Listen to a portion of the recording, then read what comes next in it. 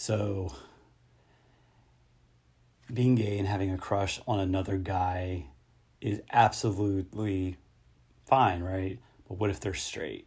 Oh, I think almost every gay guy has had a crush on a straight guy. It makes total sense because the majority of guys are straight. They're not into dudes. So I'm going to tell you one that was so bad it about drove me nuts. I've never had such a bad crush in my life. It about threw me over the end. And I don't know, I've become an obsessive beast in this one. And I don't know why I was drawn to this person, but let me tell you the story. So years ago, I was in college and I was working in food service at a hospital. So people kept talking about Brandon, like, oh yeah, Brandon is strong like you. This is when I had more muscle and was more stronger. But anyway, so they would mention him and compare me to him and stuff like that. And I was like, okay, whatever. I didn't think of it. And then finally one day, he worked in the dish pit and I worked in the employee cafeteria. So I came back there to the dish pit and was dropping off some dirty trays.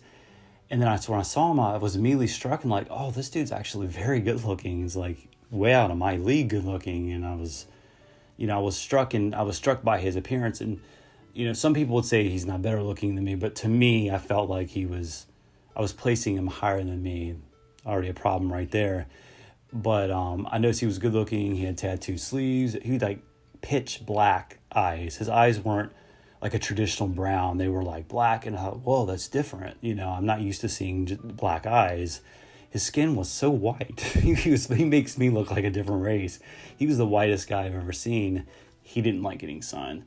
Like I said, tattoo sleeves, and he was very fit. He was a very fit guy. He was obsessed with health and fashion and vanity and all that stuff. That was kind of annoying, to be honest, but that's his passion. So anyway, I didn't think nothing of it. I shook my hand. I said, hey, how you doing? He smiled, was very nice guy. And I thought, okay, this guy's pretty cool, so, and I didn't think nothing of it. Really nothing. That's it. Nothing of it. Just more of a bro for bro kind of thing. And that's all it was. So as I got to see him and kind of interact with him more, I started to develop feelings for him. And I'm like, shit. It's like a storm coming in. You're like, oh no, here comes the crush. He never mentioned the girl though. That's the thing. He never mentioned the girl. So, that started to plant the seed of hope to see if he is gay or straight. Because if he's gay, he might go for me. But that doesn't mean he would go for me. But I was playing the game of chance and hoping on something, basically. So I started to go further with him, I started talking to him. And if I felt like I offended him, I would come up to him and apologize. Look, I'm very sorry if I offended you and blah, blah, blah, blah. And he's like, no, you're fine. He'd get red in the face. And I thought, well, maybe he likes me or something. And that's why he gets like that. But anyway, everything started to go south pretty quickly. We would pick on each other. That's fine.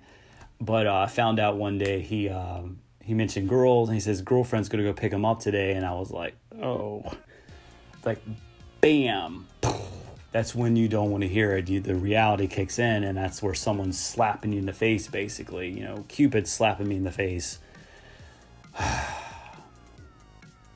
So with that being heard, I had to just figure how to get distant from him. I didn't work with him much at all, so that was fine. But when I saw him, I was just drooling in love and madly in love with him.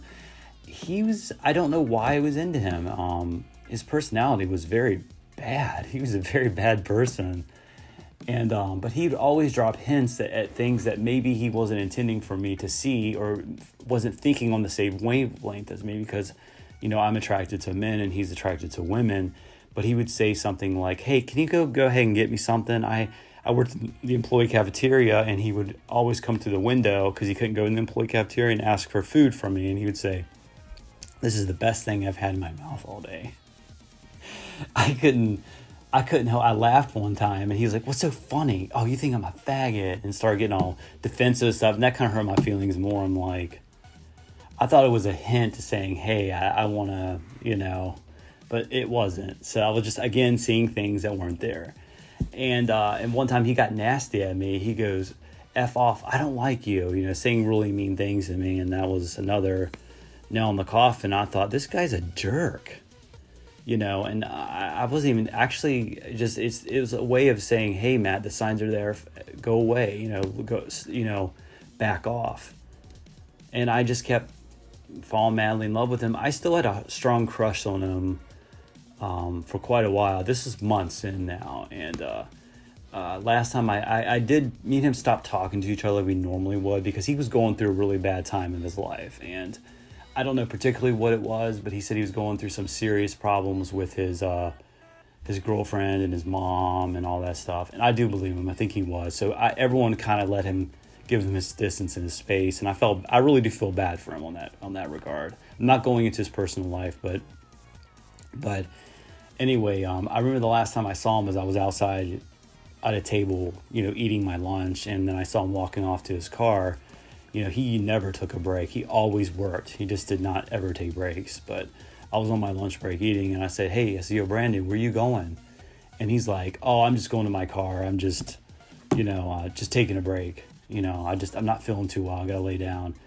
And he did complain almost all the time about his health. And he was very healthy and all this stuff. But again, I don't know. He's just kind of a mess.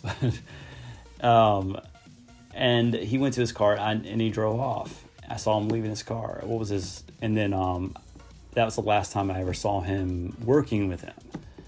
And I found out the next day his mom called in saying that he didn't want to work here no more because he doesn't like the job. I was devastated and I will never see him again. And I thought about him every hour of the hour. I thought about him just being with him for one night, just things like that is just, you all know how it is, but every hour of the hour, I thought every time I would think about him, my heart would race. I've never had anything that strong. I'd have trouble breathing. Anytime I'd see him, I would be like, it was that bad. I've never had such a strong crush on anybody before. I do not know what it was with this dude. It may have been his energy, his scent. I don't know. Pheromones.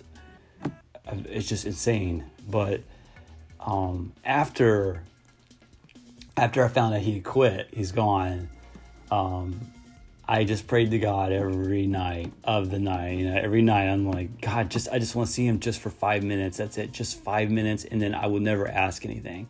Kept praying and praying and praying. And then finally, God answered my prayers. And I was out again at the same table where I last saw him walking off to his parking lot. Well, I was out there eating my lunch, and then this car pulls up, and when he pulls in, he scrapes the bottom of his cars on a pothole that was sticking up, or whatever. What do you call it? The manholes or whatever. He scraped it, and and he got out so embarrassed. It was Brandon who got out, and he was so embarrassed about what he just did. He just tore kind of his undercarriage of his car. I'm like, dude, did you not see that? I'm like, Brandon, did you not see that there? He goes, oh, he'll be all right, man. My dad will fix it. He's a mechanic. He goes, by the way, I work in my dad's mechanic shop now. I don't work in this shithole anymore. I was like, okay, that's just how Brandon is. And he came to return all of his things, his work-related stuff, his badge, keys, etc. And he just handed it to me. He goes, hey, can you just go ahead and turn this all in to the supervisor if you don't mind? I said, sure. And I said, how have you been? He goes, everything's going good now. Didn't ask how I was doing. Typical self-centered person, and he turned around, walked away, and I said, I kind of jabbed back a little bit. I said, well, it looks like things are finally going good in your life, Brandon. And he goes, it is. And he goes, well, at least I don't have to work here like you're working here anymore, I'm like, I said, this is a part-time job I'm doing while I go to school. I said, I'm interning 30 hours a week, and I'm working here. And I plan to transfer to university in 1 year from now. And he goes, well, that's good. You know what? I'm going to be a health and nutritionist one day. And I just started community college this week. I'm like, I said, that's good for you, Brandon. He goes, it is. And this is my new car. What do you think? It was like this, comparative, like he was competing against me. I had nothing to, this is where I'm not competitive. Anyway, I think he mistaken my joking for competitiveness. I don't know. Well, anyway, and he got in his car and he took off, and I never saw him ever again. And I was relieved. God answered my prayers. I finally got to see him. Did I still miss him and yearn to be around him? Yeah. I think maybe I was just drunk on lust, and that was pathetic. That was pretty pathetic of me. But I shouldn't say it's pathetic because it's only natural. And I'm sure we've all been down that road where we fall for somebody and we're just drunk on their appearance. Brandon was an absolutely terrible person. He was a terrible person, thinking about it now. There was nothing good from him. The only thing he had going was his looks. I did, years later, stalk him a little bit on Facebook. I'm guilty of it. And he didn't look the same he did. He looked like he put on a lot of weight. It looks like he finally let go of some things. He still was a very good looking guy, but it looks like he just sort of, wasn't just so vain about his appearance. But maybe he changed for the better. Maybe he turned into a much better person. But Brandon. And usually most of my crushes I've ever had on people were really nice, but this one was particularly really mean. And it may have been the meanness is why I kept going towards it. Like I wanted to be victimized. I don't know. Usually all my crushes have had a huge incline and then a pretty quick drop off. But with him, oh man, it lasted a long time. All right, well, crushes, they suck. But what's harder for me is he didn't know about me, and he's straight and I'm gay, and there was no chance, no hope for me ever getting with him in general. And I think that is absolutely the worst thing about being attracted to the same sex is you're never going to get any reciprocation. It's never going to come back towards you. So, sorry, I'm thinking too much. All right, guys. Well, that concludes my video today. I think I've talked way too much. So have you guys had any crushes that literally drove you through the roof? Tell me about them. Bye.